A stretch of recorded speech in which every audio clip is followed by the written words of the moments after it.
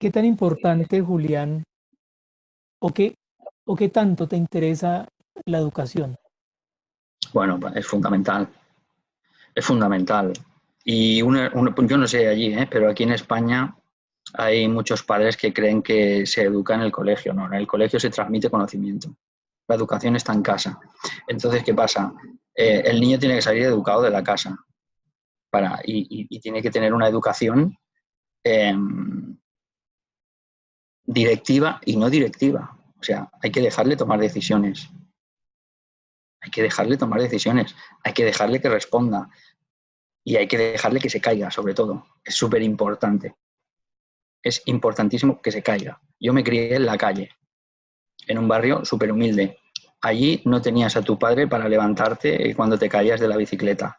Éramos un montón de niños por todas partes, porque antes había muchos niños en la calle. Y ahí te caías y te hacías sangre.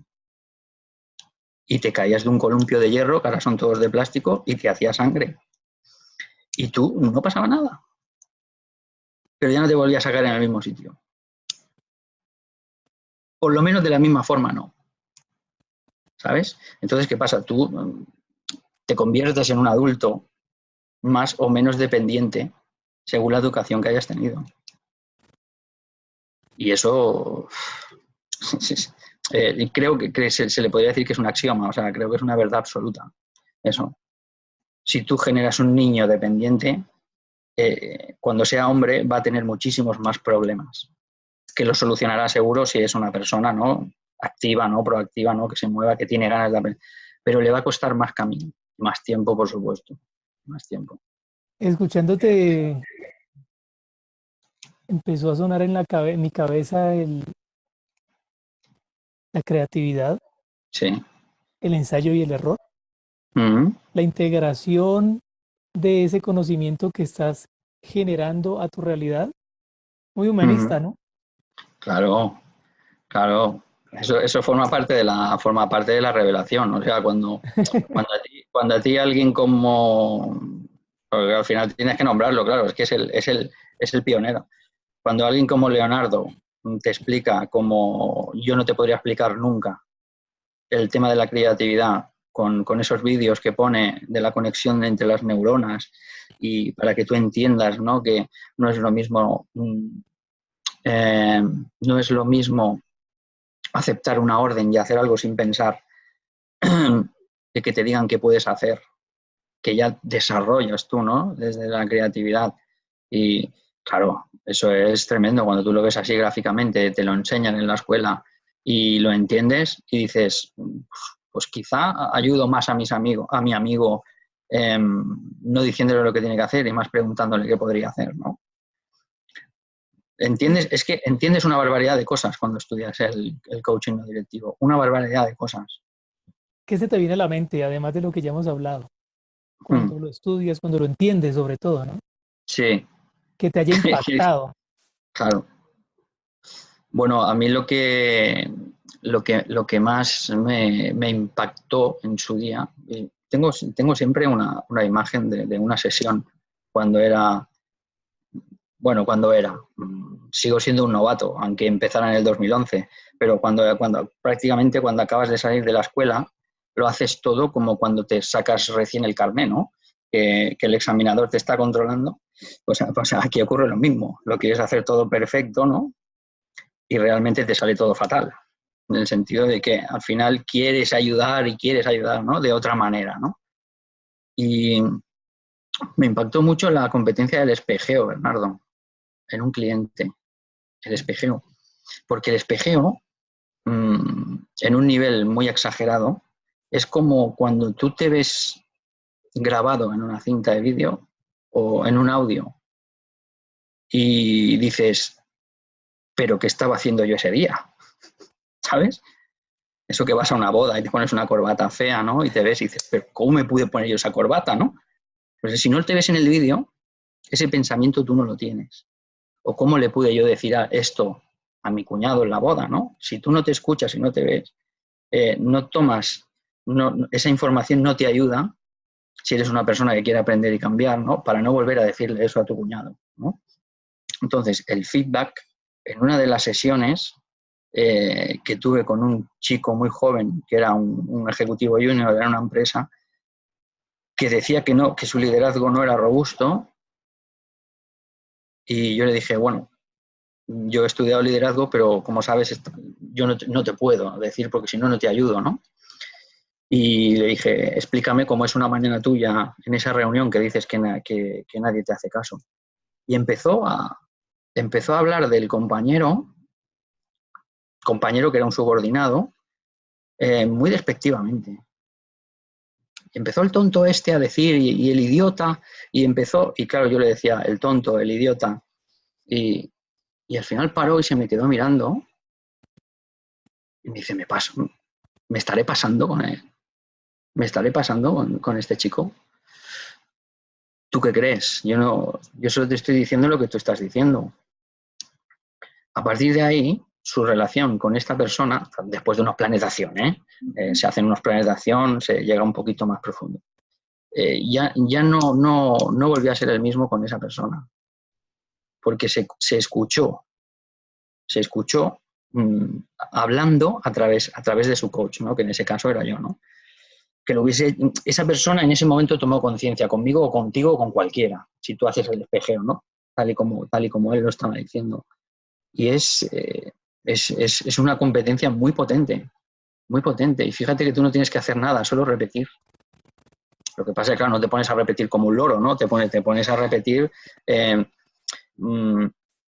esas cosas que va diciendo él, que tú notas, que te transmite, que le tocan la emoción positiva, negativa o lo que sea, ¿no? Escuchar, observar, espejear y preguntar. Quizás el espejear de las 3 metacompetencias es la que deba o es la que tenga mayor componente de arte. Bueno, a ver, es escuchar sin hablar. Es que hay gente que, claro, cree que escuchar es escuchar sin hablar, pero escuchar de forma fenomenológica, que sería escuchar sin juicios, sin prejuicios y sin nada. Por eso machaco tanto con el respeto y la paciencia y la humildad. Tienes que tener unos niveles de respeto hacia el cliente muy altos. O sea, para tú poder utilizar cualquiera de las 4 competencias, tú tienes que respetar al cliente con lo que yo llamo un respeto excelente. ¿Por qué? Porque él es el que está desarrollando y tú eres el que tienes que tener la paciencia de esperarte a que él desarrolle, ya sea observándolo, escuchándolo, para poder hacerle luego una pregunta adecuada, ¿vale? Porque si tú puedes hacer el feedback, al final sí que es repetir, ¿vale? El feedback sí que es repetir, pero sí que es verdad que tienes que tener el talento como de hacer el movimiento que él hace, ¿no? O el gesto que él hace de tristeza o de alegría, para que él, claro, es que es un espejo, es que eres un espejo. Entonces, bueno, pues puede ser mejor o peor, pero bueno, si tienes voluntad al final lo vas haciendo mejor, pero para tú poder hacer un buen espejeo, tienes que estar observando al cliente y lo tienes que estar observando sin juzgarlo. Tienes que estar observándolo porque existe, porque necesita tu ayuda. Entonces, el buen espejeo viene a través, es que una va atada a la otra, Bernardo. Para tú hacer un buen espejeo y hacer una pregunta adecuada, tienes que escuchar correctamente. Tienes que escuchar correctamente al final. Y escuchar correctamente es escuchar sin hacer un juicio, ¿no? De por dentro, ¿qué me está contando este tío, ¿no? ¿Qué me está contando esta chica, ¿no? ¿Por qué me cuenta esto? ¿Qué tiene que ver con lo que me estaba contando antes? No, eso no es así. O sea, él te está contando, entonces tú lo que puedes hacer es reconducir hacia el objetivo, al cliente, si se está desviando mucho. Pero con cariño, porque puede ser que se haya desviado por algo. Y quizá la meta que se propuso al principio no es la que quiere realmente. Hay un objetivo latente que le está saliendo en la sesión. Entonces tú, con mucho respeto, le tienes que decir, me estabas hablando de esto y ahora me estás hablando de esto. ¿Qué relación encuentras entre las dos cosas? Y él te dice, pues ninguna. ¿Por qué me has sacado? ¿A qué te hace sacar el tema, no? Entonces ya, oye, pues nada, se me ha escapado, seguimos con el otro. Pues ya está, pues seguimos con el otro. Pero tú no le dices, seguimos con este porque lo has sacado. Tú dices, ¿tú cuál quieres? ¿Qué ha pasado aquí? Explícame un poco. Y la conversación que tú tienes a lo mejor que aprendes en la escuela es como muy mecánica, que yo la sigo llevando, ¿eh? No te pienses que yo he generado una conversación genial. O sea, yo sigo utilizando las preguntas de la escuela, pero sí que es verdad que la conversación que yo tengo con el cliente es muy parecida a la que estoy teniendo contigo. Para que vea que somos iguales. Aplicar, bueno, yo no sé si aplicar, sí, bueno, hablemos en la sesión de coaching, aplicar la fenomenología puede ayudar a regular nuestras emociones como coaches. Bueno, te ayuda a trabajar en ti, te ayuda a trabajar en ti, porque observar de forma fenomenológica es como si tú te pones a observar el cuadro que tienes atrás y lo observas como tal. No dices ni qué es bonito, ni qué es feo, ni de quién es la foto, ni de quién es el texto, o de quién. No, lo observas y punto. Entonces, todo lo que te viene a la cabeza, pues debe ser muy parecido. Yo no lo he hecho nunca, pero lo escucho y a veces me llama la atención y quizá algún día lo haga. Parecido a la meditación, a aprender, ¿no? Esas interferencias que tenemos, ¿no? Que te enseñan los yogis, ¿no? A aprender a eliminar interferencias. Pues el coach lo tiene que aprender solo tú. Lo tiene que aprender solo. Y bueno, cuesta que no te vengan cosas a la cabeza. Porque tú tienes que pensar que eres una persona normal. Otra cosa que venden por ahí es que el coach es una especie de superhéroe que arregla el mundo, ¿no? El coach es una persona normal que ha podido discutir con su mujer 2 horas antes o con su hijo. Y le toca hacer una sesión de coaching. Oye, pues la tienes que hacer, ¿vale? Pero ya tu profesionalidad hace que, aunque tengas ciertas cosas en la cabeza, no te interfieran en el trabajo con el cliente, ¿no? Hay gente que dice que es fácil el coaching y tal. Yo creo que no lo es. Yo creo que hay que practicar mucho. Hay que practicar mucho. Practicarlo. Porque no es solo hacer una pregunta, es una entrevista. No es hacer una pregunta, cuidado, son preguntas enfocadas.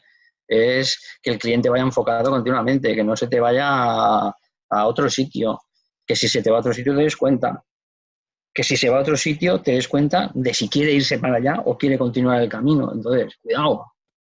Sí, es una conversación, pero tienes que practicar. Por eso es bonito el estudio del coaching, es muy bonito, muy bonito. Una de las cosas bueno, de Leonardo hay muchas cosas, ¿no? Que uno dice, esto es interesante, pero realmente cada vez que habla yo digo, eso es interesante. Claro, siempre saca cosas nuevas. Sí, No es además, como los demás, que siempre decimos lo mismo. por ahí le escuchaba decir y comparto, es difícil crear, es Uf, difícil claro, crear. claro, em, Porque además cuando vas a crear, dices, yo quiero crear esto, pero necesitas comenzar a investigar qué hay claro, sobre esto y quién ha claro, hablado sobre esto y qué han hecho sobre esto. claro, claro, Y entonces encuentras dos, tres personas o más. Entonces tú tienes que leer y entender qué fue lo que dijeron para saber si en realidad estás presentando algo diferente. claro, claro, Es- sí, sí, sí. pero una de las cosas, y era lo que iba en un video que le vi en México, decía, la pregunta es lo último que hacemos. Ujú. Y de verdad en las escuelas y con los coaches de diferentes escuelas con los que he tenido la oportunidad de hablar, el mensaje normalmente es diferente. Hay que Sí, preguntar. eres un periodista, ya está. Es que ¿sabes por qué se me vino a la cabeza? Cuando dijiste ahorita no es una entrevista. Claro, Sí, yo cuando tengo una entrevista de trabajo o incluso esta conversación que tenemos, aquí tengo unas preguntas apuntadas sí, y pero que bueno, es lo algunas las normal. hago, algunas no las hago, Claro, pero yo he hecho entrevistas laborales y claro, tenía 5, 7, 8 preguntas y a todos les iba haciendo la misma pregunta, ¿no? Eh, claro. a veces no salían todas las preguntas dependiendo de la respuesta de la persona, pero es que en el coaching, como en la atención al cliente, las personas Mm, son diferentes y claro, llegan con necesidades diferentes, que la claro. pregunta no puede ser la misma. Bueno, ahí podemos debatir. Cuando decimos que las personas somos diferentes, ya debemos tener en cuenta que a la misma pregunta la respuesta es diferente, ¿vale? Entonces ¿qué pasa? Yo en el libro pongo que tampoco, es que yo en el mundo del coaching tampoco he hecho muchos amigos, porque a veces he dicho cosas que no han gustado, ¿vale?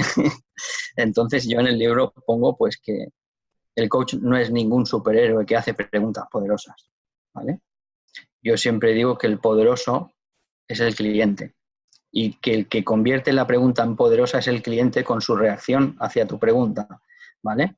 Porque tú le puedes hacer 50 veces la misma pregunta a personas diferentes y esas personas te van a responder de forma distinta y van a reaccionar de forma distinta. A unos les va a dar igual y otros van a decir, qué gran pregunta me has hecho. Y es la misma. Entonces, ¿qué pasa? No está mal tener, llamémosle, el catálogo de preguntas, ¿vale? Porque el que te gustaría conseguir es una pregunta que, imagínate, 50 personas diferentes te van a responder 50 respuestas distintas. ¿Y cómo te sientes? Es una pregunta que tienes que preguntar en la sesión de coaching, ¿no? ¿Y qué te aporta esto? ¿Y qué nivel de motivación tienes? O sea, son preguntas que tú haces. Son preguntas, o sea, lo que tiene que entender la gente es que sí que es verdad que tenemos un catálogo de preguntas, ¿vale? Sí que es verdad. Pero que son preguntas como mínimas e imprescindibles, ¿vale? Pero que en la conversación va a ser imposible a veces que tú lleves un orden sobre las preguntas. Las vas a cambiar de orden, te van a venir otras preguntas que no están en el catálogo. Entonces, ¿qué pasa? Lo que no tienes que hacer es lo que hace uno cuando es novato, que es preocuparse por hacer esa pregunta en la sesión. Entonces, ¿qué pasa? La meto por algún lado. Claro, parece que llevas al cliente a la pregunta. Oye, que no pasa nada. Que no pasa nada si el cliente se va sin un plan de acción. Que no te preocupes. Que hoy tú pregúntale al final qué te has llevado. Tú le preguntas el cliente, tú no llegas a culminar en un plan de acción, ¿vale? Pero tú le preguntas al cliente, bueno, se ha acabado el tiempo, ¿qué te llevas de la sesión? Ya verás cómo se lleva algo. No importa. Lo que pasa es que sí es verdad que el coaching es reflexión y acción. Entonces, ¿qué pasa? No puede ser que todas las sesiones no se lleve un plan de acción, ¿vale? No hay que ser un límite ni al otro. Lo que el coach no tiene que hacer es preocuparse en demasía porque su sesión sea mejor, porque su sesión sea peor. ¿Por qué?